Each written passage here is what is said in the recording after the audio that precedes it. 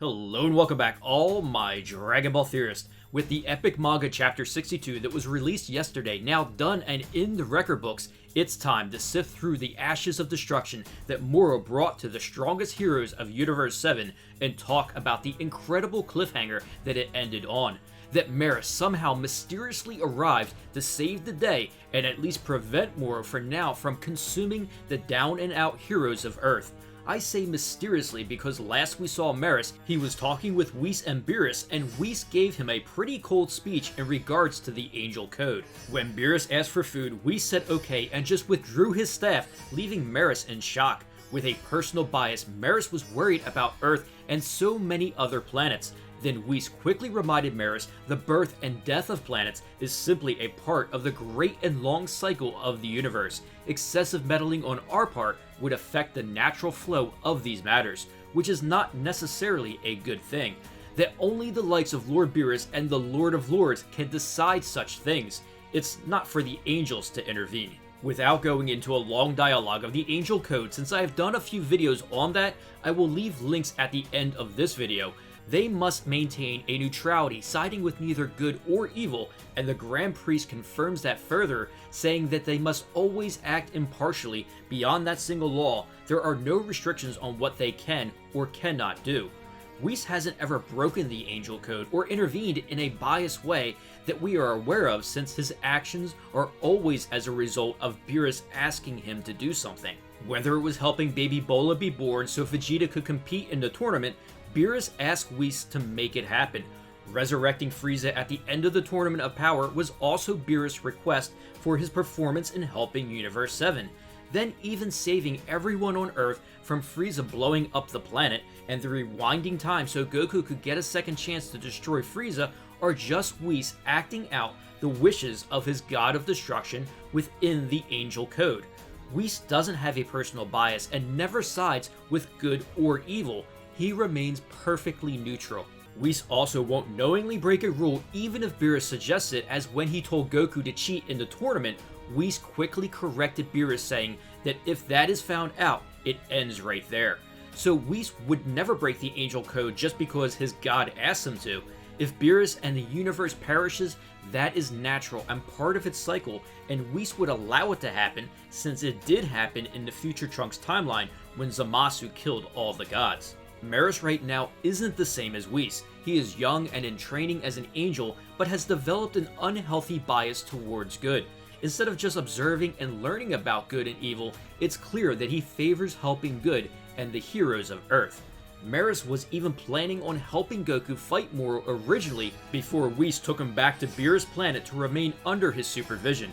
Whis clearly stopped Merus from breaking the code and facing the penalty of being eradicated. So how did Merus end up on Earth ready to fight Moro when he is under Whis' supervision? When Whis went to make food for Lord Beerus, did he give them the slip and travel to Earth? Yesterday I did say that the one who opened the portal for Dende was likely Whis, but I technically was wrong in that assessment if we were going off the clothes of the angels. Whis clearly has diamonds on his outfit, where Merus who has none. It does make more sense though if it would be Whis, due to the fact that Beerus would have to give the okay for them to leave his planet and head to Earth.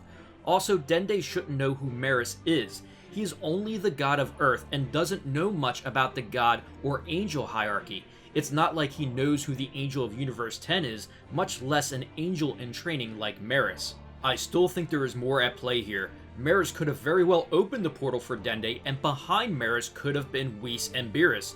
They didn't reveal it for this very purpose, to build suspense on how the arc is going to end. I just find it really unlikely that Merus escaped Whis' supervision to help Earth when the Grand Priest told Whis to keep a close eye on that one and that he didn't want to lose an angel. So the idea I like here is that Merus, Beerus, and Whis did indeed all travel to Earth, and Merus is allowed to intervene currently as long as he follows a set of parameters. Which is why he is in the Galactic Patrol outfit. Those parameters are clear when we look back at the discussion between Whis and his father. Merus' actions with the Galactic Patrol have been limited to fighting with mortal weapons. He hasn't used his angel abilities, and at the moment all he is doing is training Goku. No more than that. So as long as Merus doesn't use his angel powers and stalls so that Dende can heal or Krillin gives them sensu beans, it should be perfectly fine. The question is, can Merus do that? Moro is no joke and likely would push Merus to use some of his angel abilities since he was going to do that against Goku in their training. When Moro powered up, he was able to easily beat down Goku UI.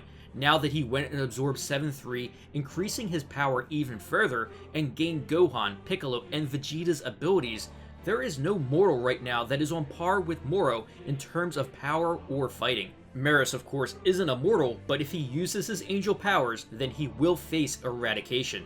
I did do a video going over this eradication, talking about the Grand Priest since he is the judge, jury, and executioner. While Merus has grown on me, I wouldn't mind seeing the Grand Priest flex and eradicate an angel with his power. Although I doubt Whis would let it get that far again and would stop him just short of such an infraction. Just like he did with Goku and Merus in the Time Chamber, and how impressive it was for Whis to teleport both of them from a different dimension to the outside world like it was nothing to stop Merus from using his angel powers. I'm sure many of you wouldn't mind Beerus stepping in either and saying enough, then taking over for Merus in his fight against Moro. I mean, a long time ago in Battle of the Gods, Beerus was searching for someone that would rival his power. In reality, this is the fight that Beerus has been looking for. The prophecy has come true, and Moro is that enemy. Honestly, there are just so many different directions the upcoming chapter can go, which is good story writing. I do hope that we learn some more on the backstory of Moro's origins as well, and I think that I will do a poll and ask everyone if you think Merus will break the Angel Code. As for the upcoming chapter in the fight of Merus vs. Moro, how do you think it will pan out? Will Merus be able to fight without using his angel powers and stall long enough for everyone to make a full recovery? I always love to hear your thoughts and theories in the comments below. If you enjoyed this video, don't forget to share it and smash that like button. Also, please subscribe to support the channel and turn on that notification bell to keep those theories coming.